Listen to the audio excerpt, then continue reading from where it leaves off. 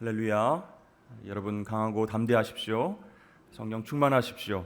네, 주님과 동행하여서 승리하는 올 한 해가 되시길 주의 이름 축복합니다. 오늘은 빌레몬서 말씀을 통해서 우리 공동체와 목장의 중요성에 대해서 함께 생각해 보고자 합니다. 우리 산성교회 성도들을 지속적인 어떤 성장으로 성숙으로 이끄는 그런 모임이 무엇이 있을까 생각해 봤을 때 그것은 동산의 목장이다라고 감히 말씀드릴 수 있습니다. 이 동산과 목장이라고 하는 이 소그룹 형태의 원형은 바로 성경 안에 있습니다. 예수님께서 12제자를 택하셔서 3년 동안 교제하시고 훈련하신 모습, 그 속에서 찾을 수 있고요.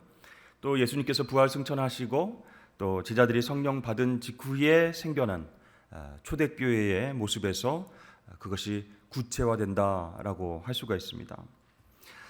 여러분, 초대교회의 우리의 삶을 사도행전 말씀을 통해서 엿볼 수가 있죠. 초대교회는요, 가정을 개방하고 집에서 모임을 가졌습니다. 그러니까 로마가 기독교를 공인하고 받아들이기 전에, 즉 주후 3세기, 4세기 전까지는요, 대부분 초대교회 공동체는 어떤 예배당이라는 큰 건물에 모이지 않았다라는 것이죠. 그러니까 우리가 오늘날 동산 목장 모임, 그것은 예수님과 동행하는 12제자 모임과 또 초대교회 가정 예배를, 가정 교회를 따르는 성경적인 소그룹 모임이다라고 말씀을 드릴 수 있습니다. 그런데요, 점점 모이기 힘들어지는 것 같습니다. 예전에는 모여서 예배드리고 교제하고 또 같이 먹고 이런 일들이 풍성했는데 바빠질수록 그렇게 모이기가 힘들어지는 것 같아요. 우리의 동산과 우리의 목장 소그룹이 정말 성경적인 소그룹으로서 성장 발전하기 위해서 중요한 점이 무엇일까?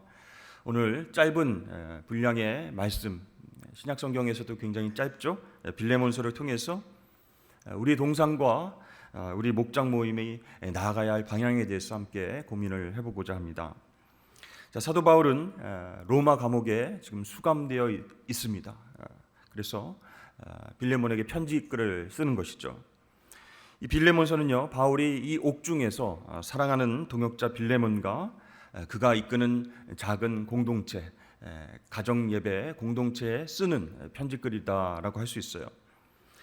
바울은요, 빌레몬 교회에게 먼저 이렇게 문안했습니다. 1절과 2절 말씀에 보면, 그리스도 예수를 위하여 갇힌 자 된 바울과 및 형제 디모데는 우리의 사랑을 받는 자요 동역자인 빌레몬과 자매 아비아와 우리와 함께 병사된 아킴보와 내 집에 있는 교회에 편지하노니. 맨 마지막 구절, 내 집에 있는 교회. 그러니까 빌레몬의 집에서 모이는 교회, 가정교회라는 것이죠. 그러니까 이 빌레몬은요, 자신의 가정을 개방하고 가정에서 성도들과 함께 모이는 소그룹 형태의 가정 예배를 드렸다라는 것이죠. 여기에 쓰인 교회라고 하는 단어는요, 헬라어로 에클레시아라고 하는데 우리가 흔히 생각하는 교회 건물을 떠올리면 안 되겠습니다. 이 에클레시아라고 하는 것은 우리가 모였다, 그런 의미죠. 사람들이 모였다, 그런 의미예요. 그래서 바울은 그것을 집에서 모이는 교회 이렇게 불렀던 것이죠. 자, 이 빌레몬 가정교회에 어떤 일들이 있었을까? 또 우리 목장과 우리 공동체가 배워야 할 점은 무엇일까? 첫 번째는 말씀의 은혜가 나누어지는 그런 공동체였다라는 것이에요. 이 편지에 등장하는 아비아는요, 빌레몬의 아내입니다. 또 아킴보는 누구일까요? 아들입니다. 그러니까 이제 가족이 먼저 예배를 드리고 있었고 그 가정을 오픈해서 성도들과 함께 예배하고 교제하고 떡을 떼고 그런 일들을 행했다라는 것이죠. 이 빌레몬은요, 골로새 출신입니다. 그래서 사도 바울이 에베소에서 두란노 사역으로 그렇게 사명 감당할 때 회심했던 이방인입니다. 이 빌레몬은요, 노예를 둘 만큼 이제 부유한 신분이었고 또 집도 크고 아주 넓었을 것이다, 이렇게 추정을 하고 있어요. 이 빌레몬은 이방인이었지만 예수 그리스도를 구주로 받아들이게 됐습니다. 그리고 교인이 된 것에 그치지 않고 사도 바울의 제자가 됐어요. 제자 훈련을 받고 제자로서의 삶을 살겠다 결단을 했습니다. 그 얘기는요, 바울이 전하는 복음을 듣고 회심하고 끝난 것이 아니고 복음을 전하고 가정에서 예배를 계속 드리는 그런 사도 바울의 동역자가 됐다, 그런 뜻이에요. 그래서 이 바울과 빌레몬은 떨어졌어도 서로 중보기도하는 그런 사이였습니다. 4절 말씀해 보니까 내가 항상 내 하나님께 감사하고 기도할 때에 너를 말함은, 그러니까 빌레몬은요 항상 사도 바울과 연결되어 있었다, 중보기도로 연결되어 있었다라는 것이죠. 이 빌레몬은요 그가 받은 놀라운 은혜, 복음을 받아들이고 또 하나님의 말씀으로 인해서 은혜 받은 그것들을 나누려고 가정교회를 세웠다라는 것이죠. 내가 받은 은혜가 너무 컸어, 또 말씀을 듣고 깨달은 바가 너무 커서 그것을 나누기 위해서 가정교회를 세우고 자신은 목자가 되었다라는 것이죠. 리더가 되었다는 것이에요. 5절 말씀해 보니까 주 예수와 및 모든 성도에 대한 내 사랑과 믿음이 있음을 들었다 그랬죠. 성도들과 함께 예배하고 말씀의 은혜를 나누었기 때문에 너희의 사랑과 믿음이 풍성했다라고 소식을 듣고 있다, 이런 얘기죠. 자, 빌레몬 교회 성도들은 이름이 기록되어 있지 않지만 오늘 말씀에 몇 명 나와 있죠. 신실한 사역자들이 누군가 다름 아닌 가족들이었다라는 것이죠. 아내인 압비와 또 충성스럽게 사명 감당하는 그 아들 아킴보. 그러니까 여러분, 이 가정 예배 거기서부터 출발을 해서 이것을 오픈해서 정말 소그룹 공동체로 발전해 나갔다라는 것이죠. 그래서 이 가족들이 헌신한 빌레몬의 그 가정교회에는요 말씀의 은혜가 풍성했고 그 말씀의 은혜를 나누는 기쁨이 충만했다라는 것이에요. 6절 말씀에 보니까 이로써 내 믿음의 교제가, 이렇게 나오죠. 우리 가운데 있는 선을 알게 하고 그리스도께 이르도록 역사하느니라. 여기서 믿음의 교제는 말씀의 은혜를 나눴다, 그런 얘기예요. 이 믿음의 교제는요 또 좋은 선을 알게 한다, 이렇게 이야기하고 있습니다. 그러니까 정말 하나님의 말씀이 아니고서는 선한 것, 의로운 것, 거룩한 것을 경험할 수 없다라는 것이에요. 아무리 좋은 것들을 우리가 세상에서 경험하고 나눈다 할지라도 하나님 말씀의 은혜가 아니면 영적인 만족감을 느낄 수 없다라는 거예요.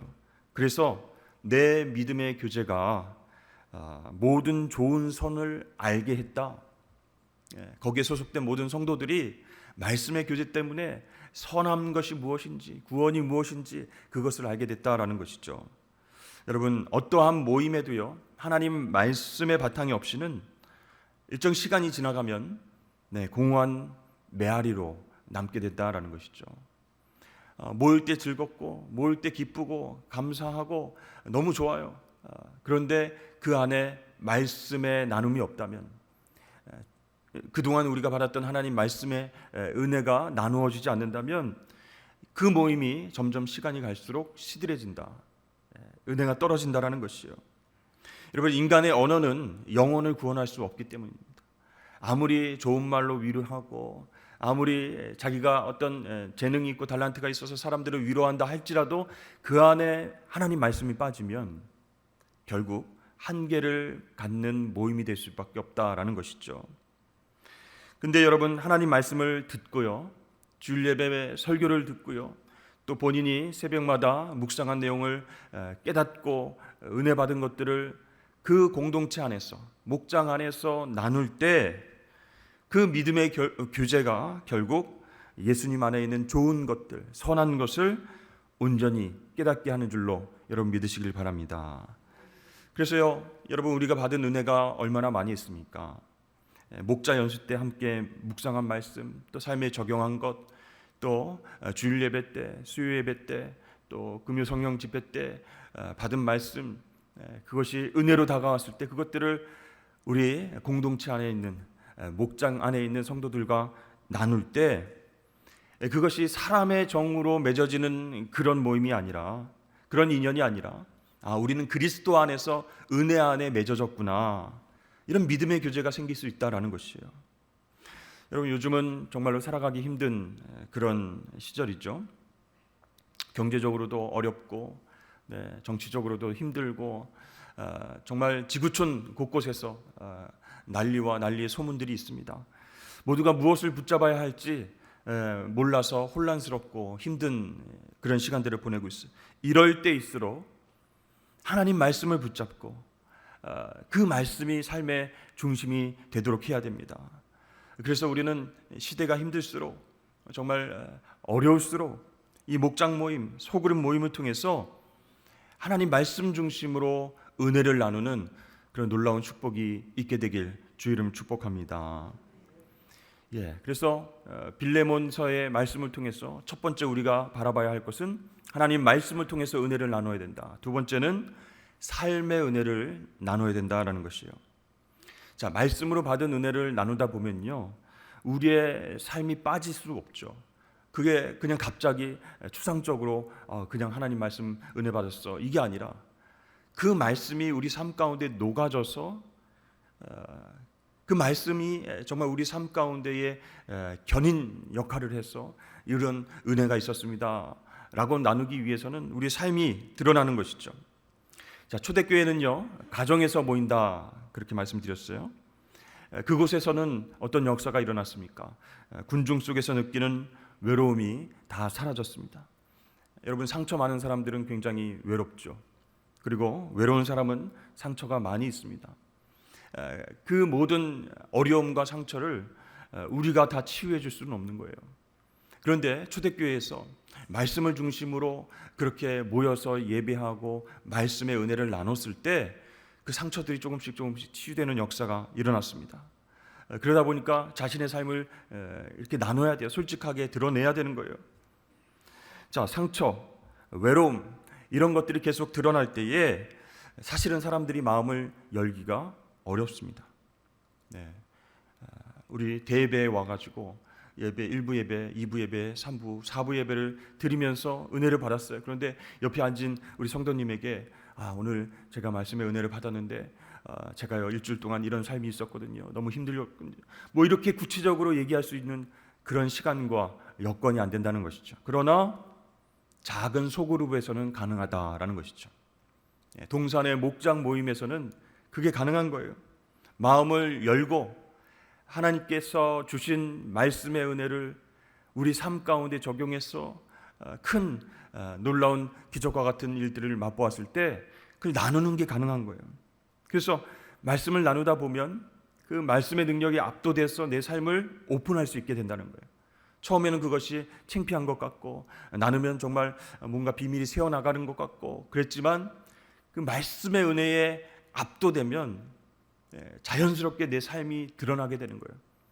처음에는 창피한 것 같지만, 부끄러운 것 같지만 그것보다 말씀이 주는 은혜가 너무 커서 그렇게 담대하게 삶을 나누게 될 수 있다라는 것이죠. 여러분, 빌레몬의 가족은 원래 이방인이었습니다. 하나님을 알지 못하는 사람들이었어요. 우상에게 절하고 그렇게 생활했을 수도 있습니다. 그런데 예수 그리스도를 믿고 삶의 목적과 가치관이 바뀌었습니다. 그러다 보니까 부어주신 은혜가 너무 풍성한 것이에요. 그것을 가정 예배를 통해서 나누게 됐습니다. 가족들뿐만 아니라 잘 알지 못했던 이웃들에게도 나누게 됐어요. 그렇게 말씀도 나누고 삶도 나누고 음식을 나누고 믿음의 교제를 하게 됐다라는 것이죠. 7절 말씀해 보니까 형제여 성도들의 마음이 너로 말미암아 평안함을 얻었다. 빌레몬으로 말미암아 평안함을 얻었다.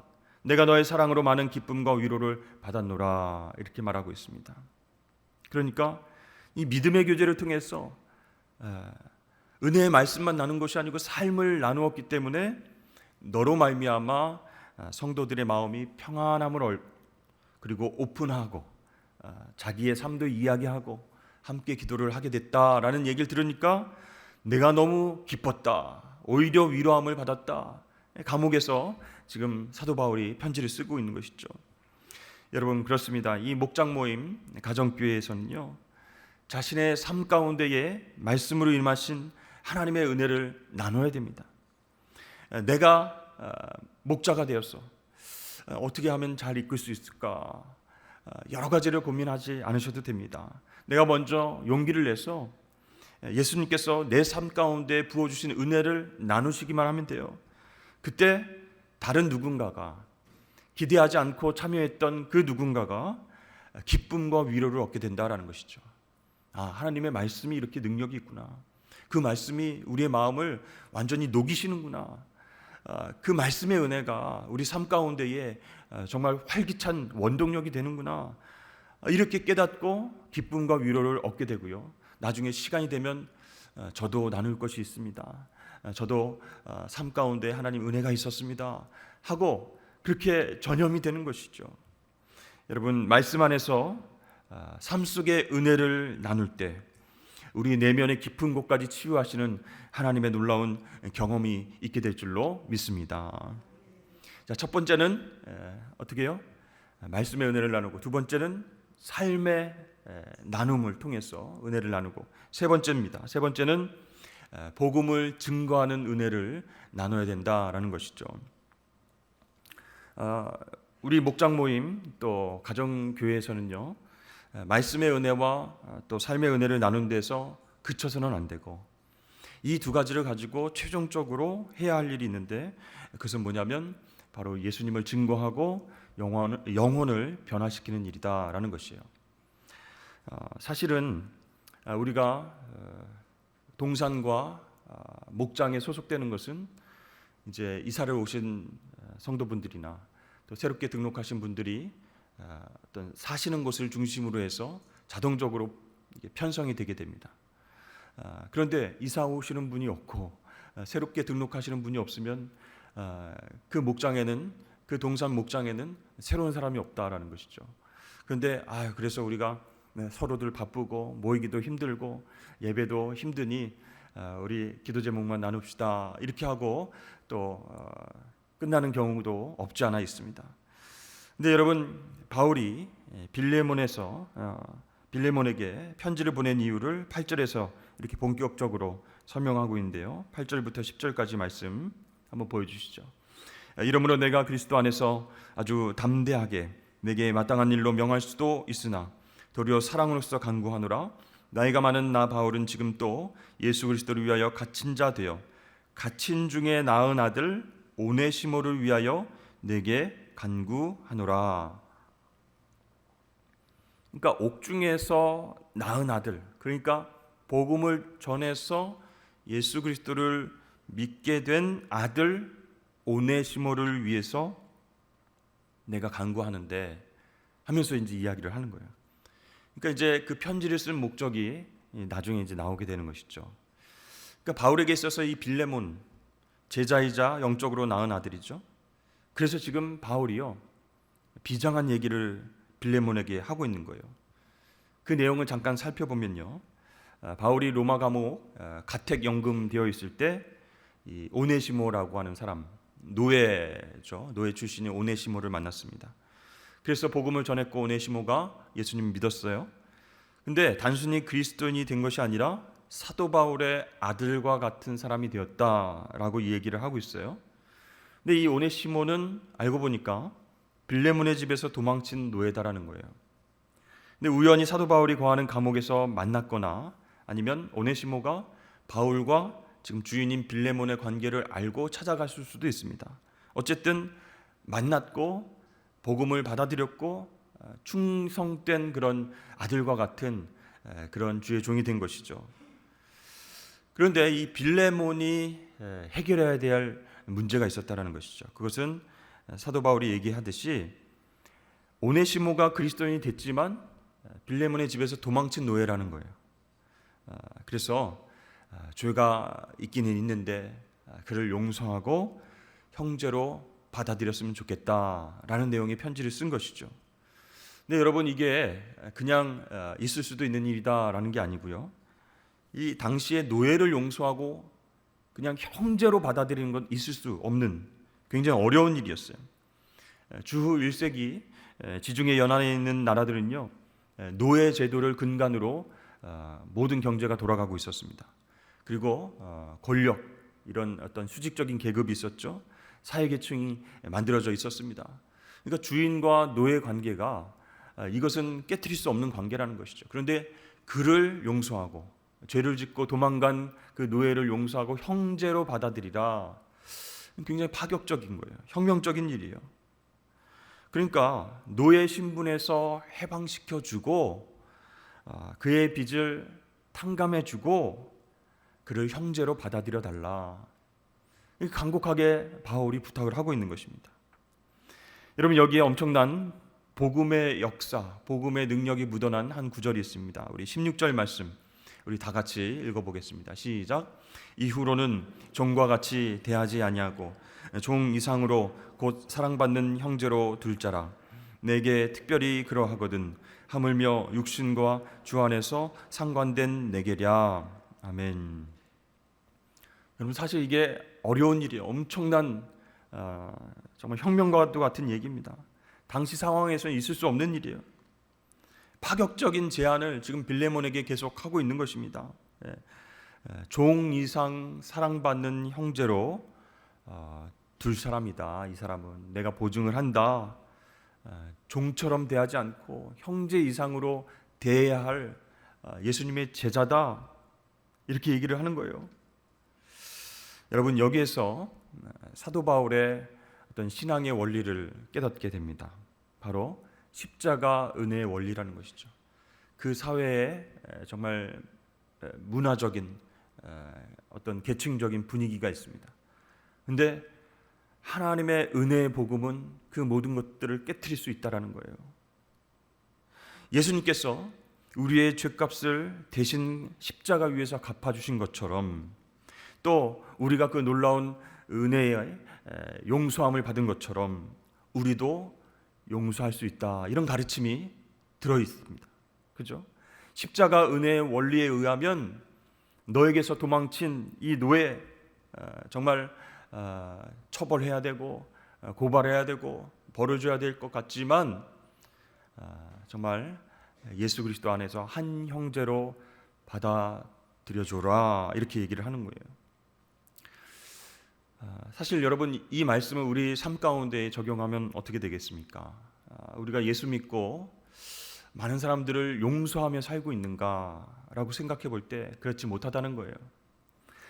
나의 죄와 나의 허물과 나의 부족함과 연약함을 예수님께서 용서해 주셨는데, 나는 과연 우리 교회 식구들을, 목장 안에 있는 우리 성도들을, 목장원들을 용서하고 품어주고 사랑할 수 있는가?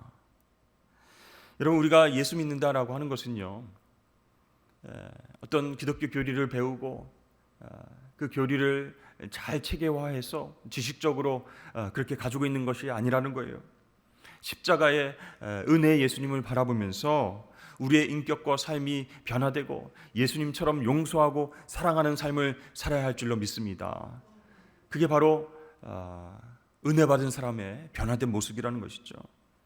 그래서 이 바울이 편지를 써서 빌레몬에게 권했던 것이 바로 복음이다, 복음에 대한 메시지다라는 거예요. 주인을 등지고 법을 어기고 또 물건을 훔치고 도망쳐 달아난 그 노예를 십자가 사랑으로 용서하고 가족처럼 여기면서 형제로 받아들여줘라. 그 얘기는 정말 그 당시에는 받아들이기 어려운 이야기였다라는 것이죠. 오직 예수 그리스도의 사랑의 법으로만 가능한 이야기였다라는 것이에요. 여러분, 그래서 우리 교회는요, 세상이 다스릴 수 없는 법, 무엇입니까? 사랑의 법, 은혜의 법, 그리스도의 법이 존재한다라는 것이죠. 아니, 어떻게 그런 사람을 용납하고 받아들일 수가 있는가? 어떻게 교회가 그렇게 범죄하고 정말로 많은 사람들에게 상처 준 사람을 끌어안을 수 있는가? 이게 아니라는 거예요. 교회는요, 그리스도의 법이 존재하고 십자가 위에서 우리의 모든 죄를 용서하신 하나님의 은혜가 넘쳐나는 공동체이기 때문에 교회는 이 영향력을 가지고 세상에 나가야 합니다. 우리 소그룹 목장 모임 그 안에서 정말 예수 그리스도의 사랑과 은혜가 넘쳐나서 그 은혜의 복음이 소문이 나야 된다는 것이죠. 영향력이 넘쳐나야 된다는 것입니다. 그래서 이 빌레몬 가정에서 모이는 이 공동체 이야기는요, 신약 시대 초대교회의 중요한 모범이 되었다라는 것이죠. 자, 이방인에서 그리스도인이 됐죠.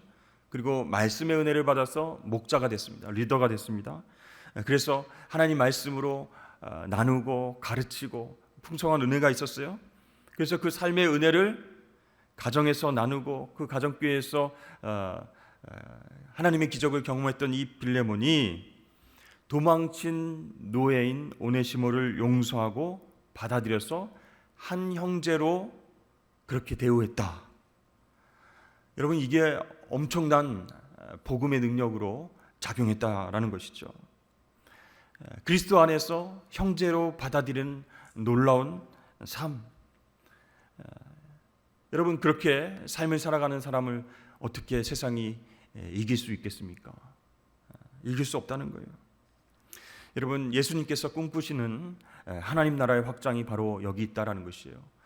큰 교회에 모여서 예배만 열심히 드리고 딱 끝나는 것이 아니라 작은 가정교회에서 소그룹을 통해서 동산과 목장 그 예배를 통해서 죽어가는 영혼을 불쌍히 여기고 받아들이는 것, 사랑하고 용서하면서 예수 그리스도의 복음을 전하는 복음 공동체가 바로 동산과 목장의 예배를 통해서 일어나야 할 줄로 믿습니다. 그래서 여러분, 교회 안에 있는 여러 가지 모임이 있죠. 소그룹이 있습니다. 근데 복음을 전하는 것에 초점을 맞추지 않으면 그 모임이 시들어질 수밖에 없다라는 것이죠. 세상 모임과 똑같네. 세상에서 뭐 한 달에 한 번 모이는 모임과 똑같네. 모여서 안부 먹고 맛있는 음식 먹고 그냥 자기 살아가는 얘기하다가 헤어지네. 이게 아니고 말씀의 은혜가 있어야 되고 삶을 나누어야 되고 그리고 가장 중요한 복음의 전도가 있어야 된다라는 것이죠. 여러분, 그래서 저는 그런 꿈을 꿔봅니다. 뉴 노멀 시대에 우리의 목장 모임 소그룹이 어떤 방향으로 나가야 할 것인가. 우리 주변에 있는 오네시모와 같은 사람을 찾아야 된다라는 것이요. 아까도 말씀드렸지만 그냥 새 가족이 와서 또 등록해서 자연스럽게 지역적인 구분으로 인해서 우리 동산, 우리 목장에 소속되어서 같이 예배 드릴 수밖에 없는 사람이 아니라 우리가 찾아야 된다는 거예요. 주변에서 오네시모와 같은 사람 누가 있을까요? 다문화 가정이 있을 수 있고 이주 노동자가 있을 수 있고 세터민 가정이 있을 수 있고 한부모 가정에서 생활하는 사람도 있을 수 있고 또 장애가 있어서 혼자는 힘들게 살아갈 수밖에 없는 가정이 있고 이런 분들에게 다가갈 수 있는, 그래서 손을 내밀 수 있는 그런 목장이 되어야 된다라는 것이죠. 그 영혼들을 찾아서 정말 예배를 드리고 말씀의 은혜를 나누고 삶을 나눈다면 얼마나 좋을까 그런 생각을 하게 됩니다. 내 마음에 맞는 사람들만 딱딱 모여서 그래 우리끼리 예배를 드리고 그렇게 식탁규제하고 끝내는 모임이 아니라 또 우리 목장은 잘 안 모여요. 사람이 없어요. 다 직장 나갔어요. 손주들을 봐요. 참 모이기 힘든 시대 아닙니까? 이렇게 얘기하기보단 내가 찾는 거예요. 우리 옆집의 할머니, 우리 건너집에 있는 혼자 사시는 어르신, 또 복음을 알지 못해서 힘들어하는 애기 엄마, 이렇게 우리 시대의 오네시모를 찾아서 마음을 열고 그분을 가정 예배로 목장 모임으로 초대한다면 하나님께서 얼마나 기뻐하실까 그런 생각을 하게 됩니다. 여러분, 지금 세상이 교회를 바라보면서 원하는 것이 있다면 무엇일까요? 서로 사랑하고 용서하는 공동체 아니겠습니까? 그런데 뉴스를 통해서 우리가 세상 사람들이 또 접하는 그런 이야기들은 서로 이기적인 마음으로 싸우고 다투고 또 어떤 재정적인 부분이나 안 좋은 부분에 있어서 교회가 갈라지고 세상 법정에 의해서 그렇게 싸우고 이런 모습들이 있다라는 것이죠. 세상 사람들이 교회를 바라보면서 원하는 것은 너희들끼리나 서로 사랑해라, 잘 지내라, 용서해라, 그래야 우리가 관심을 가질 것 아니냐라고 하는 어떤 그런 관점으로 우리를 보고 있을 수 있습니다. 여러분, 우리가 신앙생활하는 것 그렇게 복잡하지 않습니다. 오늘 빌레몬처럼 오네시모처럼 사는 거예요. 삶을 통해서 예수님을 드러내는 것입니다. 그것이 여러분 우리의 동산과 목장에서 일어나야 할 변화일 줄로 믿습니다. 여러분, 이것이요 정말 큰 대예배 속에서 은혜를 받고 끝나는 그런 어떤 신앙생활이 아니라 주중에 우리 동산 안에서 목장 안에서 정말 소외된 분들, 주변에 오네시모와 같은 분들을 모셔서 따뜻한 식사 한번 대접하시고 또 같이 삶을 나누시고 또 예배를 같이 드릴 수 있다면 이것이야말로 하나님께서 주신 큰 사명 아니겠습니까? 여러분, 소그룹 공동체 동산 목장에서 예수님의 사랑과 용서가 넘쳐나는 아름다운 기적과 같은 일들이 우리 교회 안에서 있게 되길 주의 이름으로 간절히 축원합니다.